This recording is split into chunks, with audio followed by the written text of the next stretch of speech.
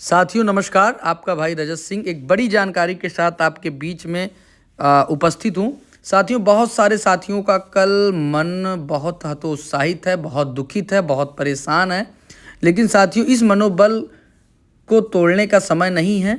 अपने उम्मीदों पर इस तरीके से नाराज़गी नहीं जाहिर करनी चाहिए। 6 वर्षों का जो आंदोलन था, ज़रूर उस पर प्रयास किया जा रहा है।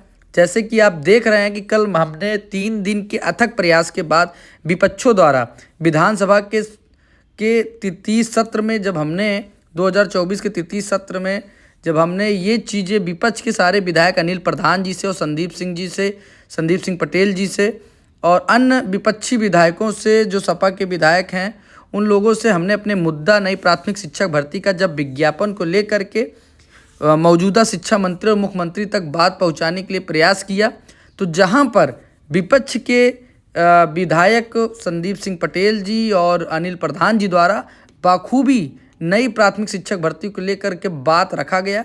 इस बार हमने पूरी तैयारी के साथ अपने प्रश्नों को, अपने जितने डाटा था भर्ती को लेकर के उन्हें दिया गया था, जिसको लेकर के विधानसभा में लिखित और मौखिक दोनों प्रश्न जो है पूछे जाते हैं। जिसमें से आपको मैं बताना चाहता हूँ, ये लेटर बहुत सोशल मीडिया पर कम वायरल हो रहा है। केवल मौखिक वाला जो बयान है शिक्षा मंत्री जी का, वही वायरल हो रहा है, जिसको देख करके छात्र बहुत परेशान और दुखित हैं।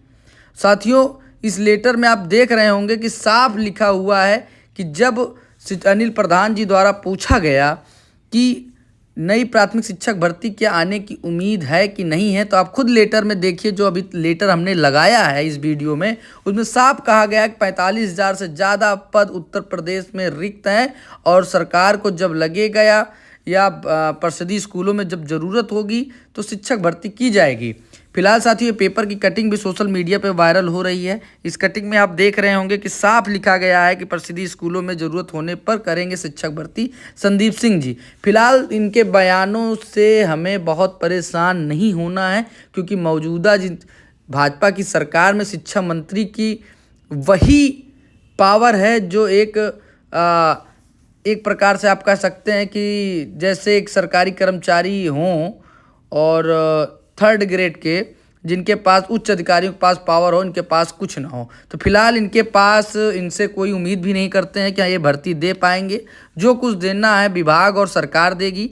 आप सुने भी होंगे कि हर व्यक्ति, हर नेता यही कह रहा है, भाजपा के नेता हो या मंत्री हो, कि भैया सरकार जो है अधिकारी चला रहे हैं। तो कुल मिलाकर सरकार अधिकारी चला रहे हैं और सरकार माननीय मुख्यमंत्री जी चला रहे हैं। और इस समय 27,713 का जो सुप्रीम कोर्ट और हाई कोर्ट के डबल बेंच ने आदेश दिया है, उस आदेश का पालन करने के लिए सरकार को करना पड़ेगा और आयोग को करना पड़ेगा। इसी की तैयारी के साथ हम सब जुटे हुए हैं। साथ ही एक ये भी पेपर की कल विधानसभा में 4 प्रश्न नई भर्ती को लेकर, शिक्षक भर्ती को लेकर पूछे गए थे, जिसमें से ये भी एक प्रश्न है और एक प्रश्न संदीप सिंह पटेल जी द्वारा पूछा गया था और एक प्रश्न अनिल प्रधान जी द्वारा पूछा गया था, जहां पर मौखिक बयान केवल अनुपात समानुपात का बहाना देकर शिक्षा मंत्री जी निकल लिए और स्पष्ट विस्तृत अपने जवाबों को वो नहीं दिए। तो कुल मिलाकर साथियों, आपको ये जान के रखना है कि परेशान नहीं होना है। हम सब अपनी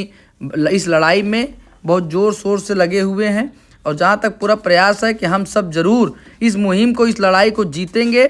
इसलिए निश्चिंत रहिए, हम सब इस लड़ाई को जीतेंगे। जैसे ये भी एक प्रश्न है जो मैंने आपको इस साक्षात ये प्रमाण के तौर पर लगा दिया है। और आगे की जो पहला कटिंग है जिसमें भर्ती के लिए उन्हें स्वीकार किया 45,000 ज़्यादा, वो भी लगा दिया है। आगे की जानकारी के लिए जुड़े रहिए साथियों। आप बाकी आप परेशान ना होइए। धन्यवाद।